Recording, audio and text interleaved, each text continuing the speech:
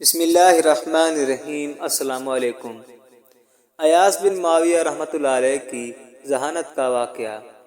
ابراہیم بن مرزوق بصری بیان کرتے ہیں کہ ایاس بن معاویہ رحمۃ اللہ علیہ کے قاضی بننے سے پہلے ہم ایک دن ان کے پاس بیٹھے ہوئے تھے کہ ایک شخص آیا اور سامنے کی اونچی سی دکان پر بیٹھ گیا اور راہگیروں کو تکنے لگا۔ تھوڑی دیر بعد وہ اپنی جگہ سے اٹھ کر ایک راہگیر کے پیچھے لپکا اور سامنے سے اس کا چہرہ دیکھ کر واپس آ گیا اور پھر اسی جگہ پر بیٹھ گیا جہاں پہلے بیٹھا تھا۔ ایاس بن معاویہ رحمۃ اللہ علیہ نے اسے دیکھ کر کہا، بتاؤ یہ شخص کیا چاہتا ہے؟ لوگوں نے کہا، آپ ہی بتائیے۔ ایاس بن معاویہ رحمۃ اللہ علیہ نے فرمایا، یہ شخص بچوں کو پڑھاتا ہے اور اس کا کوئی کانا غلام گم ہو گیا ہے، یہ اس کی تلاش میں ہے۔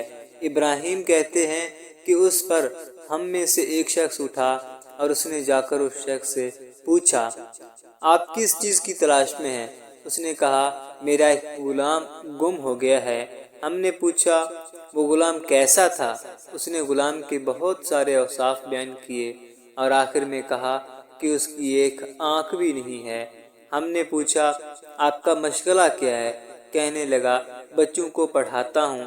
ہم نے حیران ہو کر ایاس بن معاویہ رحمۃ اللہ علیہ سے پوچھا کہ یہ سب باتیں آپ کو کیسے معلوم ہوئیں؟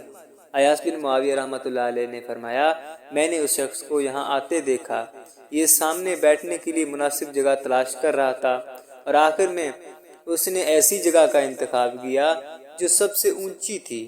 میں نے اس کو غور سے دیکھا تو وہ مجھے کوئی شاہی خاندان کا فرد معلوم نہیں ہوا۔ اس پر میں نے سوچا کہ ایسا کون ہو سکتا ہے جو بادشاہوں کی طرح بیٹھنا پسند کرتا ہو؟ سوچنے پر خیال آیا کہ یہ مزاج صرف بچوں کے معلم کا ہو سکتا ہے۔ اس سے میں یہ سمجھ گیا کہ یہ معلم ہے۔ ہم نے پوچھا، اور غلام کا قصہ آپ نے کیسے پتہ لگایا؟ ایاس بن معاویہ رحمۃ اللہ علیہ نے جواب دیا، اسی دوران اس شخص نے ایک معمولی حیثیت کے ایسے راہگیر کا چہرہ دیکھا جس کی ایک آنکھ غائب تھی۔ اس سے میں سمجھا کہ وہ اپنے غلام کو تلاش کر رہا ہے اور غلام بھی کانا ہے۔